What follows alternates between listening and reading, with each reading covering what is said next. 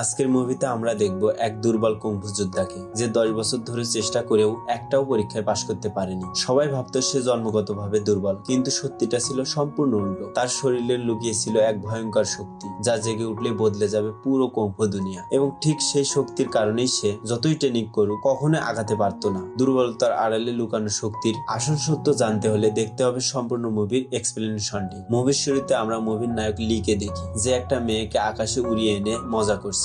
এই মেয়েটা আমাদের মুভির নায়িকা লিচা, কিন্তু এসব কিছু সে তো তার কল্পনাতেই ভাবছিল, কারণ সে মূলত ছিল সেই ক্লানের সবচেয়ে দুর্বল কুংফু যোদ্ধা। তারপর হঠাৎ তার মনে হয় তাকে দুপুরের খাবার বানাতে হবে, আর তার কল্পনা ভেঙে যায়। লি আসলে মার্শাল আর্ট শিখে একজন ভালো কুংফু মাস্টার হওয়ার জন্য 10 বছর আগে নাম করা কিং ইয়ং কুংফু স্কুলে ভর্তি হয়, কিন্তু সে অন্যান্য ছাত্রদের তুলনায় অনেক দুর্বল ছিল। তাই সে কুংফু শেখায় তাদের থেকে পিছিয়ে যায়। অপরদিকে কুংফুর চেয়ে তার রান্নার স্কিল খুব ভালো ছিল, তাই তাকে সেই স্কুলের রান্নার কাজে নিয়োজিত করা হয়েছিল। তারপর সে অনেক দ্রুত সবার জন্য খাবার তৈরি করে, সকলকে খাবার খাওয়ানোর জন্য খাবার নিয়ে যায়। কিন্তু খাবার দেখে তার সাথীরা খাবারের উপর ঝাঁপিয়ে পড়ে এবং একে অপরের সাথে লড়াই করতে থাকে। এখানে আমরা বুঝতে পারি তারা সবাই কতটা শক্তিশালী ছিল। তাদের মধ্যে আবার একজন সব খাবার হাওয়াতে আটকে দেয়। তখনই হঠাৎ সেখানে মাস্টারের স্ত্রী এসে তাদের সবাইকে এক ধাক্কায় মাটিতে ফেলে দেয়। তারপর সেখানে মাস্টার আসলে সবাই একদম শান্ত আর ভদ্র হয়ে যায়। তারপর সবাইকে শুধু ভাত খেতে হয়, কারণ লির বানানো খাবার তো তারা আগেই নষ্ট করে ফেলেছিল। কিছুক্ষণ পর তাদের মাস্টার লিকে বলেন, তোমার খাবার বানানো তো ঠিক আছে, কিন্তু তোমার ট্রেনিং এর কি অবস্থা? লি একটু খুশি হয়ে উত্তর দেয়, আমি প্রথম লেভেল কমপ্লিট করে ফেলেছি। এটা শুনে সবাই তাকে বাহবা দিলেও তার মাস্টার তার কথা বিশ্বাস করে না। তাই তিনি তার শক্তির পরীক্ষা করার জন্য তাকে সামনে ডাকেন। তিনি লির শরীরে হাত দেয় তার শক্তি পরীক্ষা করার জন্য,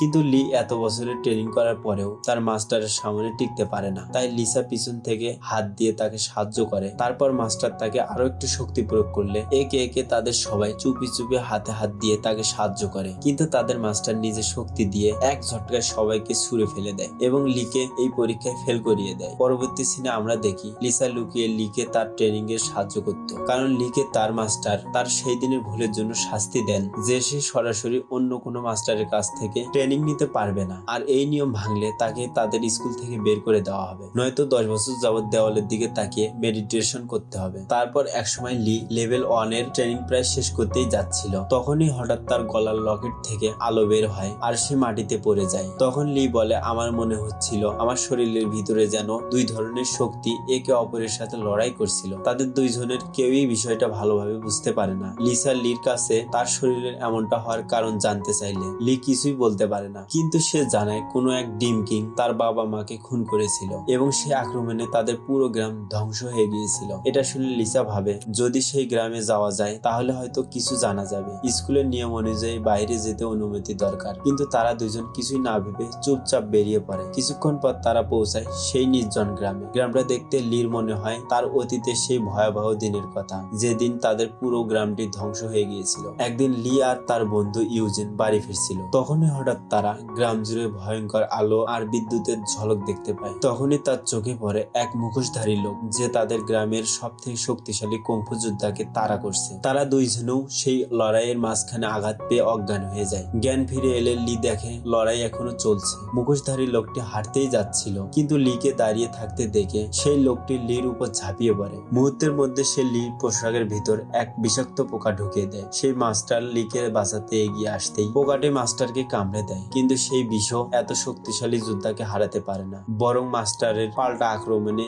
এই মুখোশধারী যোদ্ধা হেরে যায়। তারপর একটা প্রচন্ড বিস্ফোরণ হয় এবং তারপর যখন লি আর ইউজিন তাদের গ্রামে ফিরে আসে তখন তারা দেখে তাদের গ্রামের সব মানুষ মৃত পড়ে আছে। দুইজনই কান্নায় ভেঙে পড়ে। কিছুক্ষণ পর লির মাস্টার তার মেয়ে লিসাকে নিয়ে সেখানে আসে এবং লিকে নিজের সঙ্গে নিয়ে চলে যায়।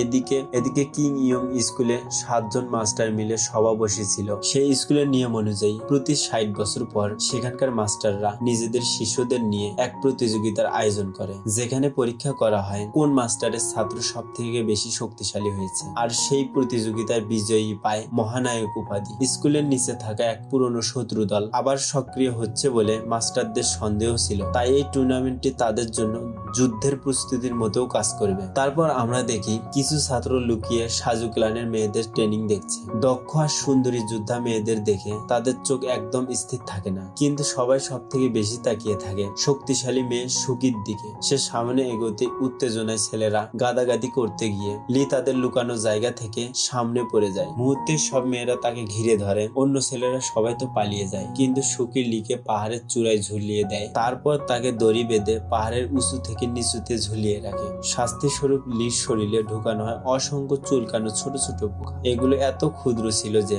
বের করা প্রায় অসম্ভব। লির বন্ধুরা চেষ্টা করেও কিছুই করতে পারছিল না, কারণ পোকাগুলো ছিল অনেক বেশি। শেষমেশ তারা লিকে বিশাল গরম হাড়ির ভিতরে ঢুকিয়ে দেয়। ঠিক তখনই লিসা এসে পড়ে এবং তাকে সেই হাড়ি থেকে উদ্ধার করে। সে নিজ হাতেই লির চিকিৎসা শুরু করে। লি আগে থেকেই লিসাকে অনেক পছন্দ করত, আর এবার তার যত্ন দেখে লির অনুভূতি তার প্রতি আরো গভীর হয়ে যায়। তখনই সে ঠিক করে কঠোর অনুশীলন করবে, শক্তিশালী হবে, আর একদিন লিসাকে নিজের মনের কথা জানাবে। পরদিন লি সমুদ্রের এক ড্রাগনের কাছে পরামর্শ নিতে যায়। সে ড্রাগনের জন্য খাবারও নিয়ে যায়। তারপর তাকে জিজ্ঞেস করে সে লিসার সঙ্গে কিভাবে ঠিকভাবে কথা বলবে। পরের সিনে আমরা দেখি টুর্নামেন্টের আর কয়েকদিন বাকি, তাই লিসা গোপনে তার বাবার কিছু নিষিদ্ধ স্কল চুরি করে এনে লিখে দেয়, যাতে সে দ্রুত শক্তি বাড়াতে পারে। লি সাথে সাথে অনুশীলন করতে শুরু করে, কিন্তু সে প্রথম লেভেল শেষ করতেই যাচ্ছিল। তখনই তার মাথার ভিতরে দুই আলাদা মাস্টারের কণ্ঠ কথা বলতে থাকে। একই সময় তার গলায় থাকা লকেটটি ভয়ঙ্কর ভাবে জ্বলে ওঠে এবং তাকে প্রচন্ড ব্যথা দেয়। এই লকেটটি সে পেয়েছিল 10 বছর আগে,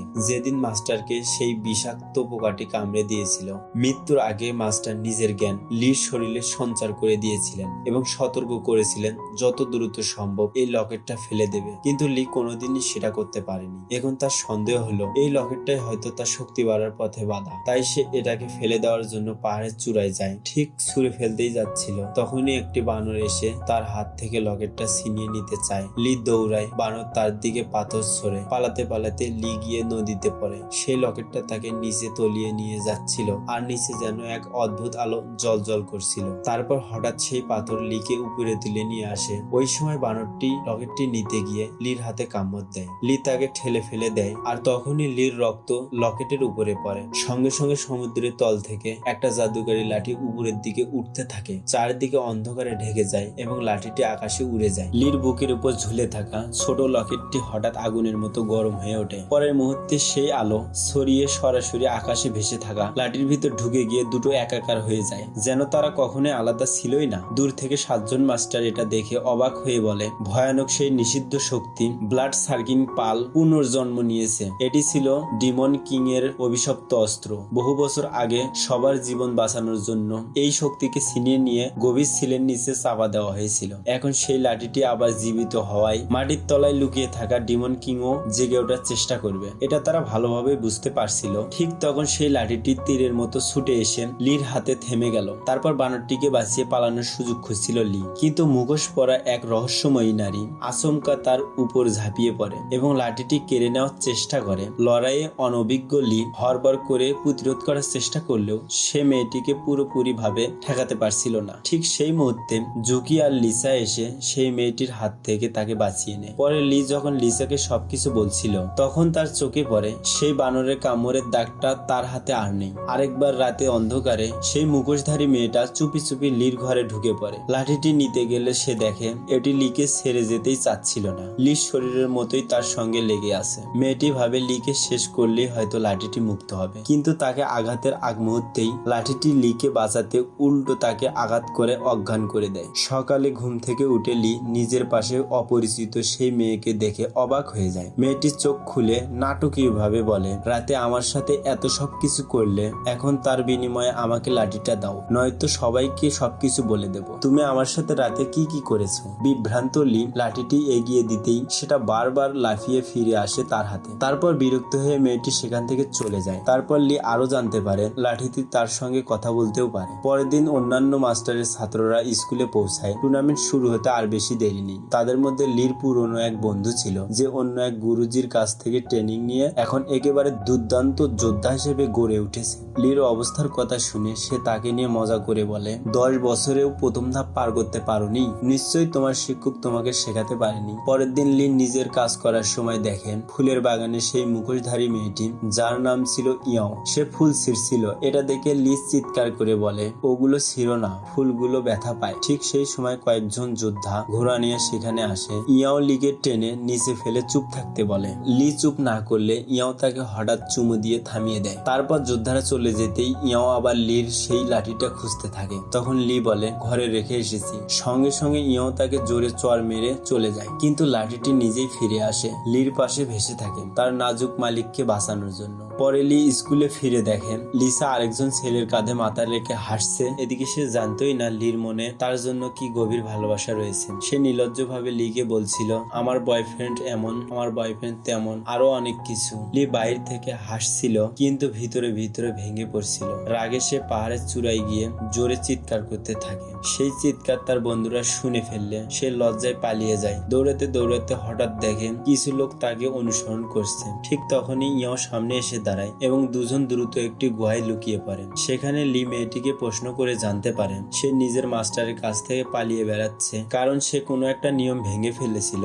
কথা বলতে বলতে সে বারবার লাঠিটি চুরি করার চেষ্টা করে, আর ব্যর্থ হতে হতে শেষে অস্ত্র বের করে লিকে আক্রমণ করার চেষ্টা করে, কিন্তু লাঠিটি বিপদের গন্ধ পেয়ে মুহূর্তেই তাকে আঘাত করে অজ্ঞান করে দেয়। পরে লি কিছু খাবার আনতে বাইরে যায়। ফিরে এসে দেখে মেয়েটি আগুনে কিছু রান্না করছে। প্রথমে লির মনে হলো সে কি তার বানরটাকেই রান্না করছে, কিন্তু সেটি ছিল শুধু পুড়ে যাওয়া একটি শুকুর। লি তারপর লাঠিটিকে আগুনের উপরে রেখে আরেকটি শুকুরকে সেঁকতে দেয়। মেয়েটি এক কামড় খেয়ে চুপ হয়ে যায়। তার মায়ের হাতের বানানো খাবারের স্বাদ মনে পড়ে যায়। আস্তে আস্তে লিগে বুঝতে শুরু করে মেয়েটি সে বোকাশোকা হলেও হৃদয়টা একেবারে নিখুঁত। তাই নিজের মায়ের মৃত্যু আর এমন এক জায়গায় চলে যাওয়ার ইচ্ছার কথা জানায় যেখানে কোনো খারাপ শক্তি তাকে খুঁজে পাবে না। এভাবেই দিন গড়িয়ে এসে যায় টুর্নামেন্টের দিন। প্রতিটি মাস্টারের দল থেকে 7 জন করে ছাত্র লড়াই করবে এবং তাদের মধ্যে থেকে পাওয়া যাবে আসল বিজয়ীকে। সব মিলিয়ে 49 জন এই টুর্নামেন্টে অংশ নেবে। তাই নিয়ম হলো যে 1 নাম্বার বল ধরতে পারবে সে সরাসরি পরের রাউন্ডে যাবে। তারপর বলগুলো যখন আকাশে ছোড়া হলো সবাই উড়ে উড়ে সেগুলো থেকে 1 নাম্বার বল খুঁজতে শুরু করলো। আর এক কোণে দাঁড়িয়ে থাকা একমাত্র লিকেই দেখা গেল যে আকাশে উঠতেই পারছে না। সবাই হেসে উঠলো, কারণ ছেলেটি এখনো বেসিক কংফু পুরোপুরি শেখেনি আর টুর্নামেন্টে পার্টিসিপেট করেছে। লি পড়ে থাকা একটি বল তুলতেই যাচ্ছিল, ঠিক তখনই জুকি চুপিসারের সুযোগ নিয়ে বলটি বদলে দিল। ফলে লির হাতে চলে আসে সেই কাঙ্ক্ষিত নাম্বার 1 বল। বিস্ময়ে জমে যাওয়া লি যখন তাকে ধন্যবাদ জানায়, জুকি গম্ভীর গলায় বলে দেয় সে তার জন্য কিছুই করেনি, লড়াই না করেই জেতার ইচ্ছে তার নেই, তাই শুধু নিজের পথ পরিষ্কার করতেই সে এ কাজ করেছে। তারপর টুর্নামেন্ট শুরু হতেই ভয়ঙ্কর প্রথম ধাক্কায় বাদ পড়ে যায় একসঙ্গে 31 জন ছাত্র। সন্ধ্যার আলো নিভে এলে দেখা গেল একা বসে জুকি এখনো প্রশিক্ষণ চালিয়েই যাচ্ছে। ক্লান্তিতে তার হাত কাঁপছে, তার চোখের নিচে ঘন ছায়া, তবুও সে ট্রেনিং চালিয়েই যাচ্ছে। গুরুমা তাকে বিশ্রাম করতে বললেও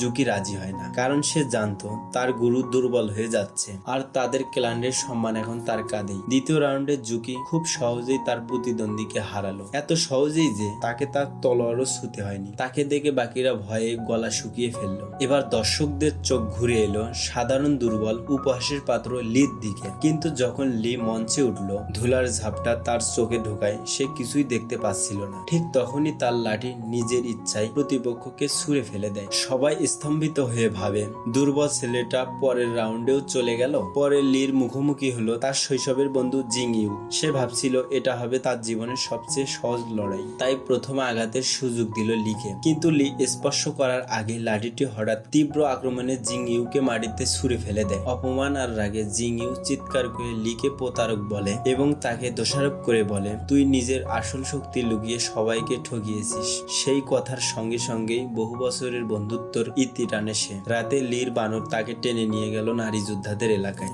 সেখানে নদীর ধারে অচেতন হয়ে পড়ে আছে জুকি, শ্বাস ধীরে ধীরে দুর্বল হয়ে আসছে। লি তাকে বোঝায় টুর্নামেন্ট ছেড়ে দিতে, কিন্তু জুকি নিজের জেদ ধরে বলে এই লড়াই শুধু তার নয়, তার গুরুকুল বাঁচারও লড়াই। প্রভাতের আলো ফুটতেই সবাই জড়ো হলো লি ও জুকির ফাইনাল লড়াই দেখে, কিন্তু লি তখন লাঠিবিহীন, কারণ জিং ইউ এর কথায় মন খারাপ করে সে লাঠিটিকে ফেলে দিয়েছিল। ফলস্বরূপ লড়াই শুরু হতেই জুকির আঘাতে লি গুরুতর আহত হয়। জুকি আত্মসমর্পণের সুযোগ দিলেও লি মাথা নিচু করতে রাজি হয় না, কারণ এতদিন সবাই তাকে অকেজো ভাবত। তাই আজ সে নিজেকে প্রমাণ করতে চায়। জুকি যখন চূড়ান্ত আঘাতের জন্য তলোয়ার তোলে তখনই যেন ঝড়ের মতো ফিরে আসে সেই লাঠি নিজের মালিককে রক্ষা করতে। লাঠির স্পর্শ স্পর্শে মুহূর্তে লির ক্ষত জখম মিলিয়ে গেল। তারপর দুর্দমনীয় শক্তি নিয়ে জুকির উপর হামলা করতে থাকে, কিন্তু জুকির নাক থেকে রক্ত ঝরতে দেখে লি সামনে এসে লাঠিটিকে থামায়। ঠিক এই সময় আকাশ জঙ্গল কাঁপিয়ে ডিমন মাস্টার সেখানে উপস্থিত হয়। ছাত্রদের অনেকেই জঙ্গলের ভিতর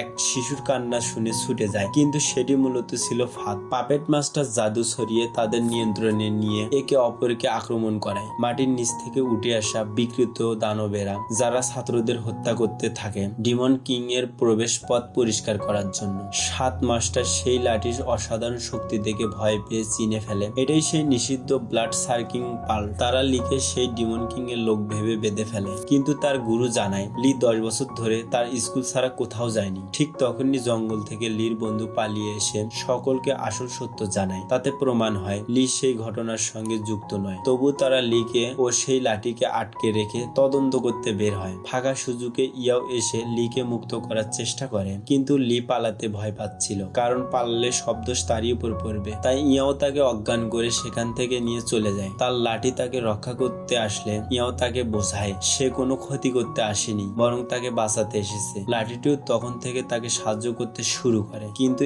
এ ছিল প্রতারণা। ইয়াও লিকে নিয়ে হাজির হয় তার বাবার কাছে, যে ছিল ডিমন মাস্টার। ডিমন মাস্টার লিকে দেখা মাত্র আক্রমণ করে, কিন্তু ইয়াও তাকে বাধা দেয়, কারণ সে চায় তার বাবা লিকে হত্যা না করেই যাতে তার শক্তিকে কাজে লাগায়। কিন্তু তার বাবার শক্তির সামনে সে অনেক সহজেই পরাজিত হয়। পরে লি একাই শুধু লাঠি নিয়ে সেই ডিমন মাস্টারের সাথে লড়াই করে। মাস্টাররা পৌঁছানো পর্যন্ত সে ঝড়ের মতো লড়াই চালায়। ডিমন মাস্টার এতটাই শক্তিশালী ছিল যে পরে 7 মাস্টার একত্রিত হয়ে তার সাথে লড়াই করতে হচ্ছিল। লি বিস্ময়ে দেখে তারা ব্যবহার করছে সেই একই বিধ্বংসী বিদ্যুতের আলো, যা একসময় তার গ্রাম মাটির সঙ্গে মিশিয়ে দিয়েছিল। তার মনে সন্দেহের ঝড় উঠলেও পরিস্থিতির উপেক্ষা করে সে নিজের গুরুদের সাহায্য করে। লড়াইয়ের মাঝেই তার শরীর একসঙ্গে ভালো ও মন্দ দু ধরনের শক্তি টেনে নেয়। তার শরীর এক নতুন অচেনা পাওয়ার হাউসে পরিণত হয়। ডিমন মাস্টার বিস্ময়ে বলে এই ছেলে সাধারণ কেউ নয়, তার দেহে 2 ধরনের শক্তির ছাপ আছে। সে সতর্ক করে বলে এই ছেলেই একদিন তোমাদের